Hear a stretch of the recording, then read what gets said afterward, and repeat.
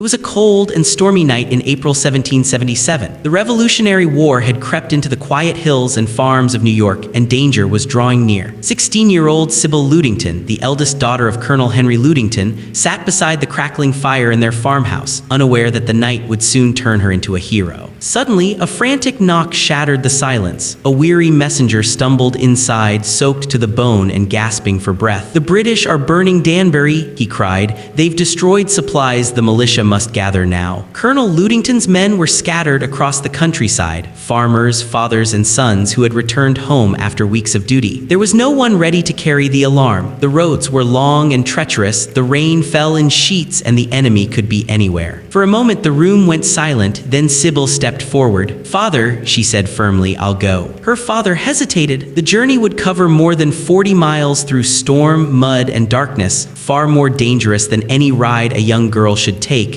but Sybil's eyes were steady with determination. Finally, Colonel Ludington nodded. Wrapping herself in a heavy cloak, Sybil saddled her horse, Star. The rain beat down as she rode into the blackness of night. Her lantern flickered in the wind, the roads turning into rivers of mud beneath her horse's hooves. House after house, farm after farm, she shouted into the roaring storm. "The British are coming, wake the men to arms." Dogs barked, windows opened, and sleepy farmers sprang into action. Mothers lit lanterns, sons grabbed muskets, and fathers mounted their horses. Despite the thunder and rain, Sybil pressed on through woods, across swollen streams, past deserted crossroads. Every mile was a test of courage, but she never faltered. By the time she returned home near dawn, her voice was hoarse, her cloak torn, and her horse trembling with exhaustion. But her mission was complete. More than 400 militiamen had gathered, ready to defend their land. Her father's troops marched at once, managing to push the British back and save countless lives and supplies. Sybil's daring ride was twice as long as Paul Revere, yet her name faded quietly from history's pages. She received no fame, no medal, and for years, few even knew what she had done. But those who heard her story remembered the young girl who faced the storm alone, not for glory, but for duty. Today, Sybil Ludington stands as a timeless symbol of courage and patriotism. A statue of her on horseback now stands in Carmel, New York, her lantern raised high against the wind. Her story reminds us that heroes can come in the smallest forms, and that sometimes it takes the bravery of one determined heart to rally an entire army. Even in the darkest night, Sybil's ride shines as a beacon of quiet heroism, proof that history is often changed not by kings or generals, but by the courage of a single, fearless soul.